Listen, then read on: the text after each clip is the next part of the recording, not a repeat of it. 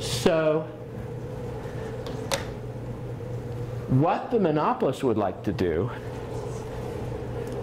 is to get inside your head, figure out how much more you would be willing to pay, and charge more.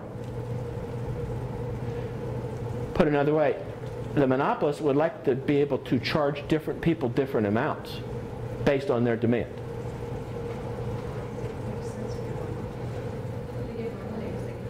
Right. Okay. Well, I claim to you the airlines do this with, okay? First step, if you're willing to stay over a Saturday night, right? You pay one level. If you're not willing to stay over a Saturday night, you pay a different level. You know why they do that? They charge the business people more money than the people going on vacation, because they figure the business people are willing to pay it. 2 week in advance reservation versus this week. Price doubles. Because if you need it right away, right, you're in a bind, and you're going to be willing to pay more money. Is it upsetting? Yes. Yeah. It's true, though. We tried to get a flight to Chicago at the last minute. $976 to fly out on a Friday, fly out on a Saturday, come back on a Sunday. But if I wanted to stay Monday, the price dropped to $176. I've never seen that before. Because I think they knew about the rates. It's the only thing I can think of. If people wanted to do that. They also do, they sell so many seats that certain, and then they sell them in, so they sell the seats at different as well. Yes. In fact, now they're offering you seats, choice seats to the front of the plane for $5 or $10. Do you buy them or not? Okay. I have something interesting that I found with that. So, coming out here, I did buy it one flight. And what I realized is that so many people now are buying those seats. Everybody's in A section. Cool. Yeah. Nobody, or very few people now are checking their luggage. So it is so easy to check your luggage, and they do it for free. So this time I just checked my luggage, and there's like no wait, because there's not that many people are checking their luggage. So now that everybody can carry on, and they can, pay for the upgrade so that they can stow their stuff earlier with Southwest, now it's not a problem to check your luggage. Because there's no wait. Say that again? What you're paying to check your... So with Southwest, for $10, you can buy preferred seating, where you're seated with the A group of people. That means you're first on the plane, so you get the first choice of overhead storage. Okay? So, and these short flights from Philly to Pittsburgh, people are going, they're not taking a lot of luggage, so everybody wants to do that. Well, like my first time out here, I was like in the back of the plane and my luggage was somewhere else, and so I started buying the $10, and then I was watching, everybody now is spending the $10, everybody's sitting in the A group, which is 3/4 of the plane. Now, no one is checking your luggage, which means it's super easy to check your luggage. And 2 bags are free, so. Right. And it's free. So now I check my luggage, and I'm out, I'm out like that. So it's really changed practices that, Yes. Southwest doesn't go to the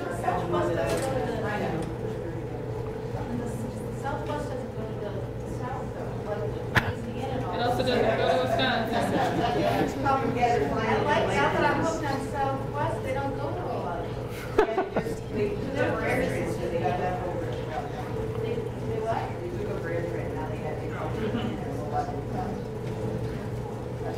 The group that's the smartest is, have you watched what Allegiant does? The what? Have you watched what Allegiant does? No. They sell a truckload of tickets at a very, very cheap price, between $55 and $85. Except they don't guarantee that you'll actually get on the plane, and they tell you that you're on the plane. So for an additional $20, you can upgrade to being first on board, and for an additional $20 you can upgrade to being at the front of the plane, and for an additional $25 you have to check. And so anyway, the moral of the whole story is I took Allegiant to Orlando thinking $55 flight, $250 by the time it was all said and done. Until you did all your upgrades. They nickel and dimed you to death to get on the plane. I've never seen that before. Price discrimination. It's exactly what they're doing.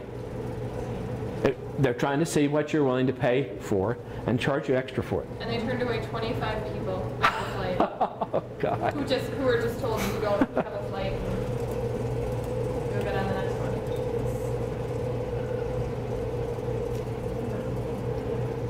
Do insurers negotiate with some physicians? Yes. And the rest? They have a fee schedule, right? Take it or leave it.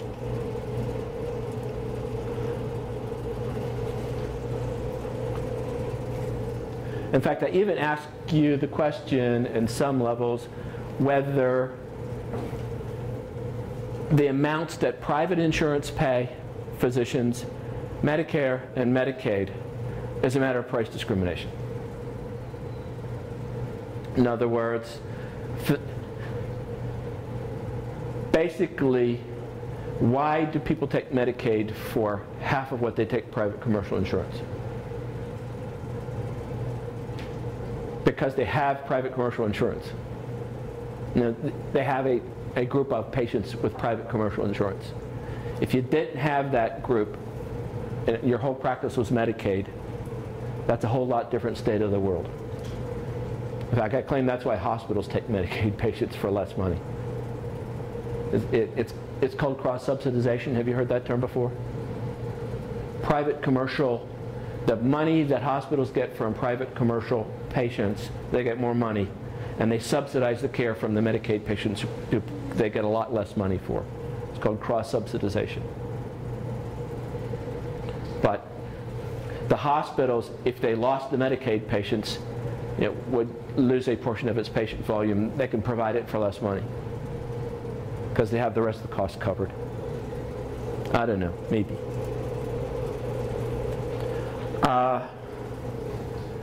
For you guys, are you going to compete with physicians?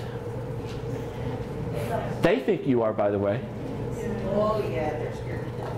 Yep, they should be. Okay. Because you guys... I've seen that change a little bit, and not necessarily for the good. Because now that we're on board, they realize that because they're, at least I'm just speaking for my area, they like it because they still get pampered by administration, and we do a lot of their work. Yes.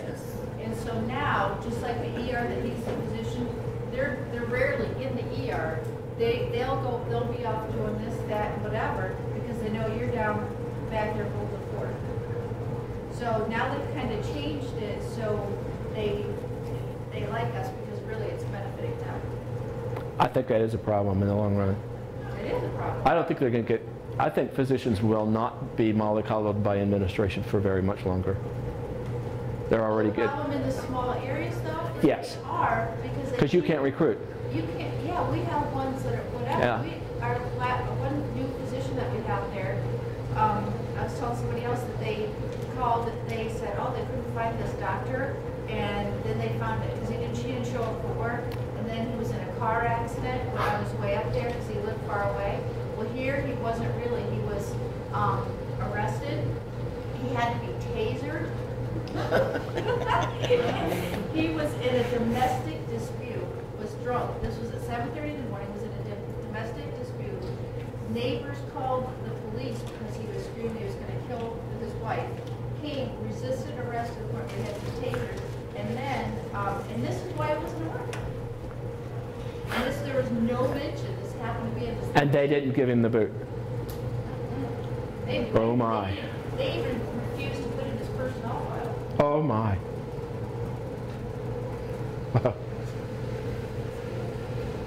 It would be best if you didn't compete with doctors. Truly. It would be best for you as a profession if you can differentiate yourselves. And something that comes to mind for me is I think nurse practitioners are much more patient-centered. And I firmly believe you guys give better quality in some areas because you take your time. And if I know, well, I understand, but you do take your time. Goes to this book. Yeah. This is if you haven't read this book, we were talking about this earlier. It's called How Doctors Think by Jerome Brogan. He's a physician. And it's an insight written by a physician about, with many physicians, how doctors make their decisions and what they're thinking behind the scenes. And when you read this book, you will realize how differently we make our decisions than physicians do. And as Steve and I were talking earlier, why patients choose nurse practitioners over physicians so many times and say, that's what I do with a nurse practitioner.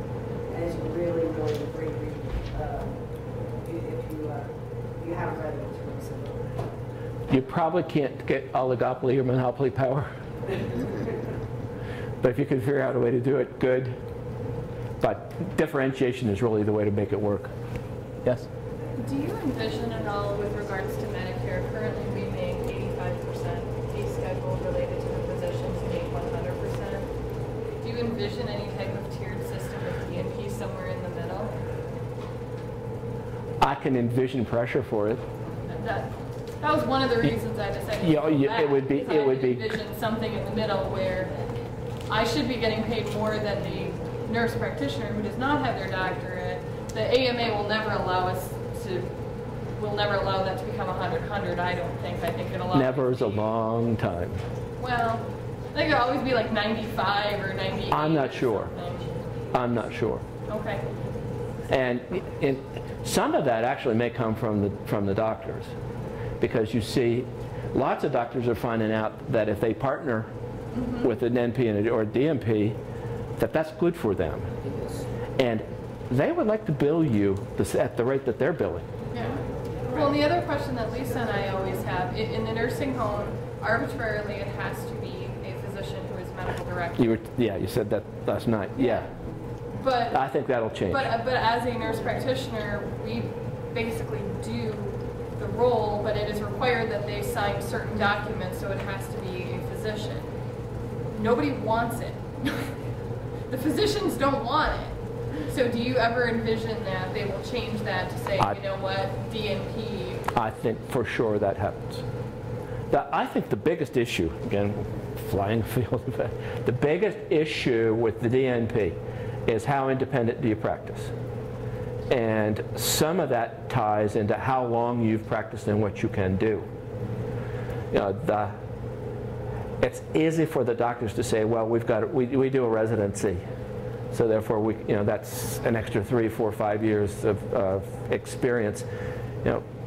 We got people graduating. I mean, you guys are all completion students. You can practice on your own, and you know it. You do it.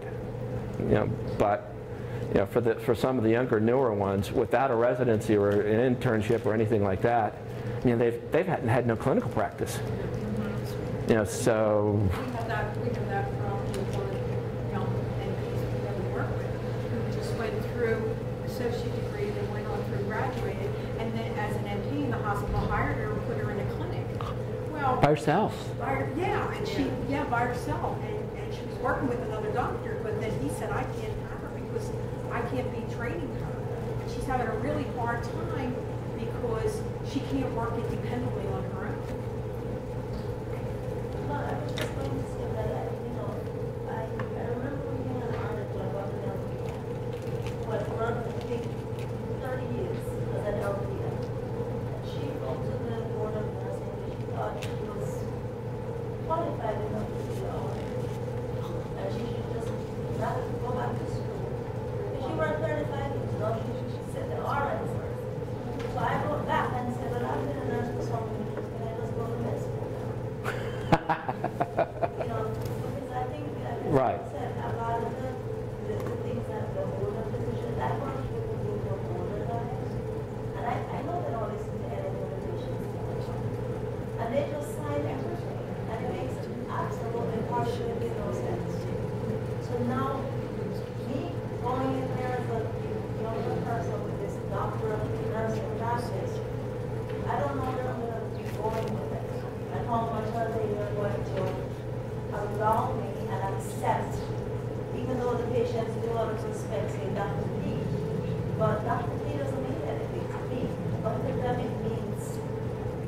The first step is, by the way, you've got this education now that the regular nurse practitioner doesn't have.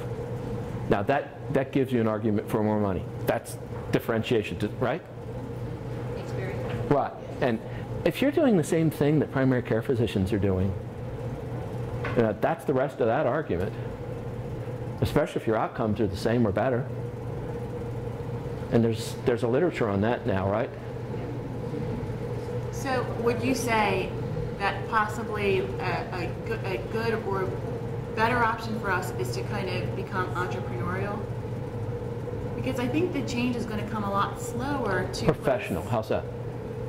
If you view yourselves as a different kind of professional. I mean, you don't all have to open up practices, but yes, I think that there's a mindset that goes along with this. There's a physician mystique in this country. You guys work with primary care physicians. You know there's good ones and there's not so good ones. Right? And if But they keep that very quiet. of course they do. That's to their. Of course they do. Yes.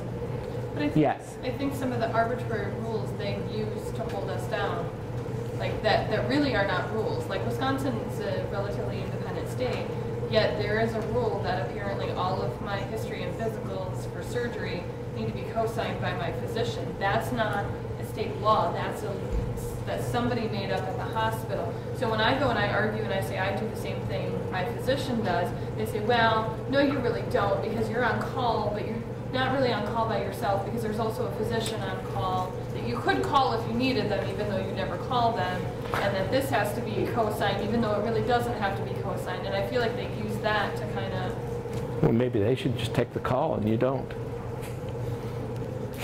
That's easy. We should lobby. I think I know you like your job. A weakness of nursing, I mean, the nursing profession is that we don't do that. We eat our as nurses. I've heard this from almost every class I've taught. The downward spiral of nursing. I've heard this time and again. It's worse than the nursing profession. Yeah. So instead of taking that new grad along, They affirmatively protect each other. Yes, I they think do. we need to be better about that. I think we need to work on it. I agree. Way of hiding the bad ones. I agree. But I've seen it go in the other way too, because I'm somewhat, myself and my friend who's in another TNP program, we're basically not welcome in the group of NPs anymore because we're bringing that further. So it goes both ways. It's the young people and the educated people. Okay. I mean, if young to the profession versus What time we got? 3:10. Okay. Thomas fixed the clock. Oh, yeah. fantastic. Okay. This ties into what you've been talking about in a whole lot of ways. So, you understand why I talk about markets? It lets you understand competition some, it lets you understand differentiation, higher value, lets you understand some how hospitals operate and how health insurers operate.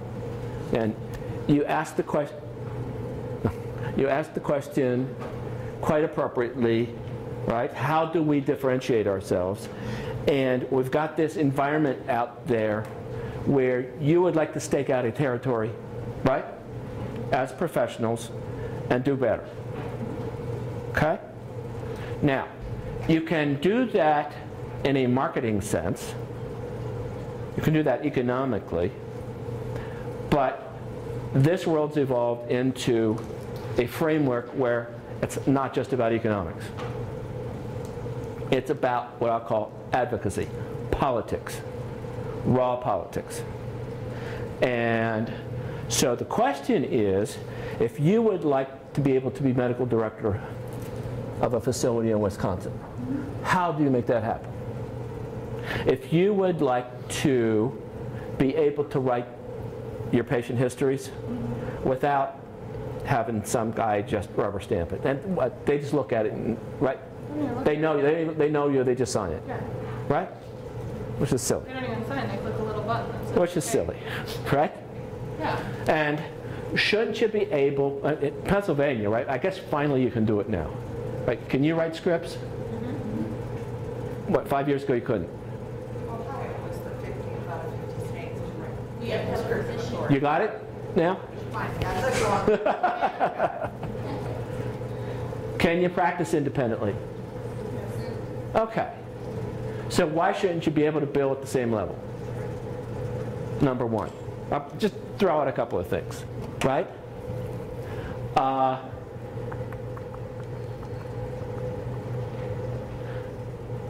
I think, how'd your tuition get paid? Who pays your tuition? You do. Right? And you're going to go, some of you are going to be in primary care. And we got a shortage. Why shouldn't, right? Why shouldn't we subsidize your tuition? Yeah? Well, we'd love to if we could afford it. Why shouldn't the state do it? The state can't even pay their bills if they're going to do that. I can. Pennsylvania's what, $2 million in? All right. Just this week? You've been with me long enough. Cost-benefit analysis. Talk to me. Why would it be a good idea for the state to subsidize your tuition and medical school tuition for people who are going into primary care? Can you do that for me? They are already. We do. We sit here. Physicians are getting reimbursed, you know, for primary care. There's something I just read online about that. But 10% more. there's in primary care. Yeah, but there was something about their loans and stuff like that. There's a bill pending in Harrisburg. Did I tell you that story about the doctors? I've been pushing a bill to subsidize primary care tuition for 5 years. The Pennsylvania Medical Society will not support it. Why? Because the specialists say that the Pennsylvania Medical Society says, unless something benefits all doctors, we won't support it. The specialists are saying that. Yes. The ones making the The ones. specialists don't want it. Greedy. Think of that. And in fact,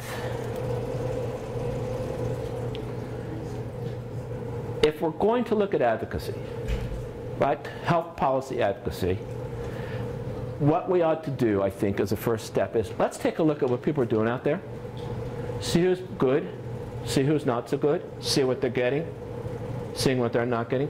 Who are the big winners under health reform, do you think? Have you thought about it? Who's going to get money from health reform? Insurance. Big time. They always do, right? Suppose I told you hospitals are going to be big winners under health reform. Why would I say that? Because people have insurance, so they can get some of the, procedures they've been putting off. So People who don't have insurance who go into the hospital, right? Either the hospital provides the care and eats it, right, or people don't go. So if we've got 30 million more people insured, the hospital's revenues are going to increase. Do you believe? yes. How about drug companies? Well, yeah, especially. Right? Who loses under health reform?